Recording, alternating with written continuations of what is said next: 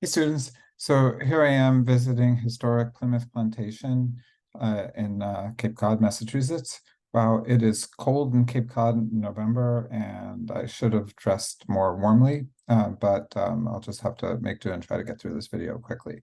Okay, so this module is titled November 1620, parens 1863, and it's kind of well, think about the modules that we've had so far. The first one was August 1619, and it's commemorating the introduction of chattel slavery in the what is now the United States, and it's kind of framed by that primary source document and by the 1619 project. So, in some sense, it's a 1619 John Rolfe, and then looking back from a 21st century vantage point, and then also with a kind of 19th century retrospectives. David Walker himself refers to that 1619 arrival. Actually, he says 1620, it doesn't matter, but he refers to the introduction of chattel slavery in the same way. And Frederick Douglass is also with the "What to the Slave of the 4th of July" is kind of looking back at America's the founding history of the United States and making an argument that's really very consonant with that of the 1619 project. So then we move to September 1609, which I introduced with a video from Governor's Island, and thinking about Hudson's ship, the Halvemain, sailing into New York Harbor. And then also with a 19th century retrospective, in the form, late 18th, early 19th century retrospective, with regard to the recorded oral tradition of the Delaware and Munsee Indians, thinking about the arrival of the Dutch, and also with Washington Irving's looking back at the sort of the 19th century early nationalist literature that is tying to that Dutch colonization, and with the appearance of the ghost of Henry Hudson and the crew of the Halvemain. So those kind of touch points, the primary source documents looking forward. In that case, we had Robert Jouett's journal, right, from 1609, the 19th century retrospectives, and that's kind of the both within the early Americanist period, or the the historical frame of English 217, American Literature 1, and then where possible also this 20th or 21st century retrospectives. Same with Columbus, which that's the October 1419 October 1419 unit, which is these founding documents, Columbus, Las Casas, Bernal Diaz, the Florentine Codex, that are primary source documents from that moment of colonization. And then there's these the 19th century early nationalists looking back in the rising glory of America, and the 20th century kind of intervening in that history in the form of the couple in the cage. So those are the those first 3 units of the semester. And in this case, I've kind of moving the dates a little bit. It was in November 1620 that the Mayflower, there's one of the most famous ships in sort of American history, that the Mayflower sailed into sailed up alongside Cape Cod.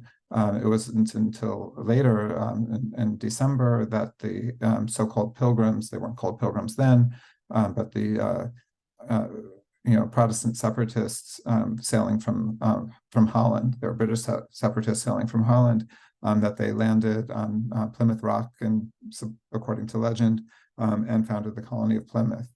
But so we have November 1620 in that sense, with their arrival at Cape Cod, but the alternate date would be November 1863, which was the inception of the holiday we now that we call Thanksgiving, which initially wasn't really necessarily tied to the so-called Pilgrims and the so-called Indians. Okay, I'm going to share screens with you. Still really cold.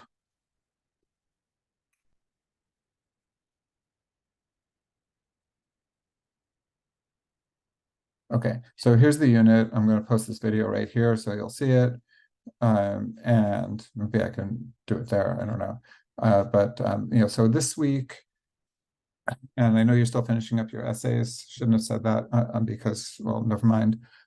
Anyway, this week we're going to be reading those primary source documents and the 19th century retrospectives. So this is, I think I might be moving this. Yeah, I'm going to be moving this one, so no, don't worry about it. So this is one of the really the most famous founding document. It was written in the 17th century, but it wasn't sort of rediscovered and published until the mid-19th century. That's William Bradford, the first governor of Plymouth Plantation. Actually, he wasn't the first governor, but he was the most long-standing governor of Plymouth Plantation. His of Plymouth Plantation, his very long memoir, and we're going to be reading a short excerpt from it. And that excerpt is going to include the very, very short kind of, underwhelming, in the same sense that Plymouth Rock is underwhelming if you've ever been there, the excerpt from that refers to the first Thanksgiving. And then at somewhat more length, it's going to talk about the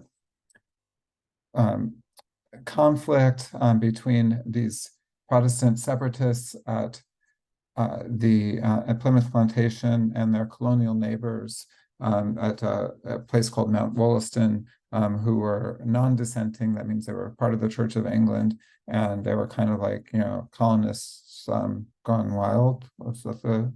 Whatever. Never mind that reference. And then Nathaniel Hawthorne, again, looking just like we've had multiple Washington Irvings. It's because these authors are so interested in kind of like dealing with the past in the same way. They're sort of perfect for this version of American Literature 1. So he has, I think, a kind of amazing short tale that is about the conflict between these two. And I'm going to take John Quincy Adams's Oration at Plymouth and move it to another week because we don't have that much space this week. And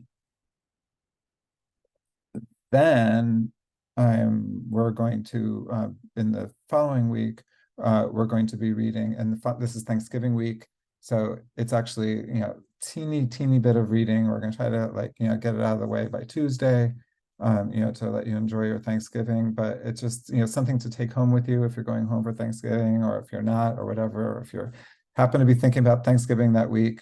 It's interesting to think about the Civil War origin of the Thanksgiving holiday and its inception as the kind of brainchild of Sarah Josepha Hale, a New England magazine writer, editor.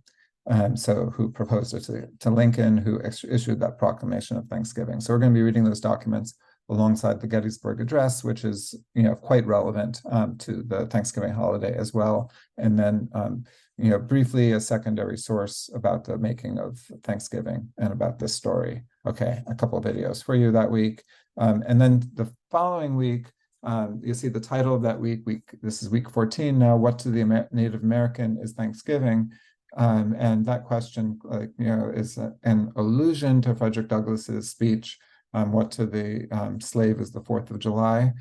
So kind of same idea. I'm going to be moving that,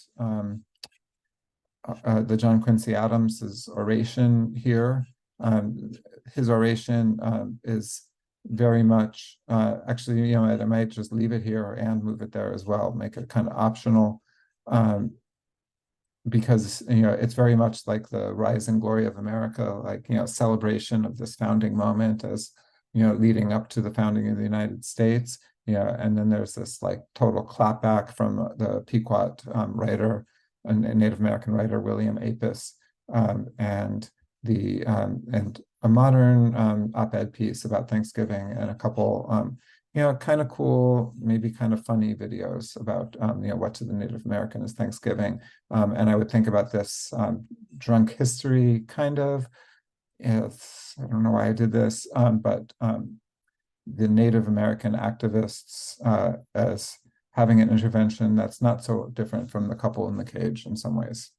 Okay, so that's this unit, and I'll have some more videos for you under the hood, so to speak.